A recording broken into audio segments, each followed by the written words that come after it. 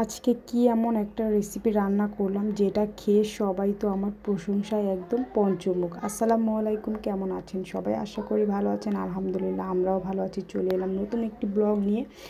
তো এই তো আজকে রান্না বান্না কিন্তু আমি শুরু করে দিয়েছি। সকালের নাস্তা করে এই তো রান্নাটা বসিয়ে দিলাম। এখানে হচ্ছে আমি ডাল বসাই দিয়েছি, একটু ঘন করে ডাল রান্না করব। আজকে তেমন একটা পাতলা করে রান্না করতেছি না ডালটা, আর এইভাবে ঘন করে ডালটা রান্না করে তারপরে বাগার দিলে এই ডালটা কিন্তু খেতে অনেক মজা হয়। তারপরে এখানে ভাত বসাই দিয়েছি, আর আমি ডালের সাথে হচ্ছে এখানে এই মাছটা হচ্ছে গিয়ে চাপিলা মাছ। এই মাছটা হচ্ছে কড়া করে ভাজবো। ডালের সাথে মাছ ভাজা খেতে কিন্তু দারুণ লাগে। এই মাছটা হচ্ছে আপনাদের ভাইয়া নিয়ে আসলে আমি সব সময় হচ্ছে ডালের সাথে মাছটা কড়া ভাজা দিই, আর হয়তো ভর্তা বানাই সাথে একটা, কিন্তু আজকে কোনো ভর্তা থাকবে না, ডালের সাথে মাছ ভাজা থাকবে শুধু। আর এই তো সেই আমার স্পেশাল রেসিপিটা আজকের, সেটা হচ্ছে গিয়ে মাছের পেটি। এই মাছের পেটিটাকে হচ্ছে আজকে আমি ভুনা করব। তো এটা কি মাছের পেটি আপনাদেরকে আমি আর বলবো না, আপনারা দেখেই বলবেন। আপনাদের কাছে মানে আমি বললাম যে এটা কি মাছের পেটি, আপনারা অবশ্যই জানাবেন কমেন্ট করে।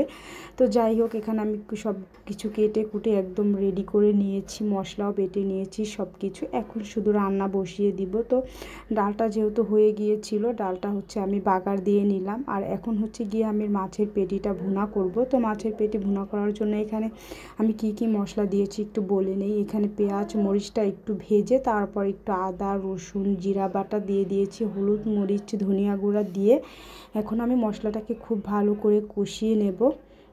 তো এদিকে আবার পাশের চুলা ছেলের জন্য খাবার বসাই দিয়েছি। ছেলে একটু পরে ঘুম থেকে উঠে যাবে, তারপরে হচ্ছে তাকে আবার খাইয়ে নিতে হবে।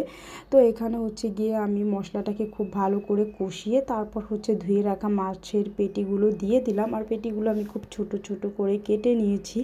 এখন হচ্ছে এটাকে আমি ভালোভাবে কষিয়ে নেব কিছুক্ষণ। অল্প একটু পানিও দিয়ে দিয়েছি কষিয়ে নেওয়ার জন্য। আগে কিন্তু এই মাছের পেটিটা আমাদের ঘরে কেউই খেত না, কিন্তু এর আগে একবার আমি এই রেসিপিটা রান্না করে দেওয়ার পর এখন তারা এতটাই মজা পেয়েছে, এটা মানে আমার থেকেও তারা এটাকে বেশি পছন্দ করে এখন, এমন একটা অবস্থা হয়েছে। তো যাই হোক, তারপরে খুব ভালো করে মাছের পেটিটাকে আমি কষিয়ে এর ভিতরে আমি দিয়ে দিলাম অল্প একটু পরিমাণে পানি, আর পানিটাও অল্প পরিমাণেই দিয়েছি যেহেতু এটাকে আমি একদম ভুনা ভুনা ভাজা ভাজা করে নেব। তো এদিক দিয়ে কিন্তু দেখতেই পাচ্ছেন একদম ঘন ঘন হয়ে আসছে। এখন হচ্ছে গা মাখা ঝোল আছে, আর এ পর্যায়ে হচ্ছে গিয়ে আমি এর ভিতরে দিয়ে দেবো একটু ভাজা জিরার গুঁড়া। আর এই জিরার গুঁড়াটা দেওয়ার কারণেই কিন্তু এই রান্নাটার টেস্টটা দ্বিগুণ বেড়ে যাবে। তো জিরার গুঁড়াটা দেওয়ার পর এখন হচ্ছে এটাকে আমি একদম ভাজা ভাজা করে নেওয়া পর্যন্ত অপেক্ষা করব। তো এখানে দেখতেই পাচ্ছেন আমার মাছের পেটি ভুনাটা কিন্তু একদম ভাজা ভাজা হয়ে গিয়েছে। এখানে হচ্ছে গিয়ে এই উপরে তেল উঠে গেছে, এর মানে হচ্ছে এটা পুরো ভাজা ভাজা হয়ে গেছে। আর এখন হচ্ছে আমি এটাকে নামিয়ে নেব, আর আর ভাজা ভাজা করব না। তো যাই হোক, তারপরে মাছের পেটিটা নামিয়ে এখানে আমি মাছগুলো ভেজে নিছি একদম কড়া কড়া করে। তো এই তো রান্নাবান্না শেষ। আজকে একদম ঘন ঘন ডাল, তারপর সাথে ছিল হচ্ছে মাছ ভাজা, আর হচ্ছে গিয়ে মাছের পেটি ভুনা। তো আজকে খাওয়াটা কিন্তু দারুণ হয়েছিল। আর মাছের পেটির রেসিপিটা তো সবাই আজকে খেয়ে আমার প্রশংসা একদম শেষ।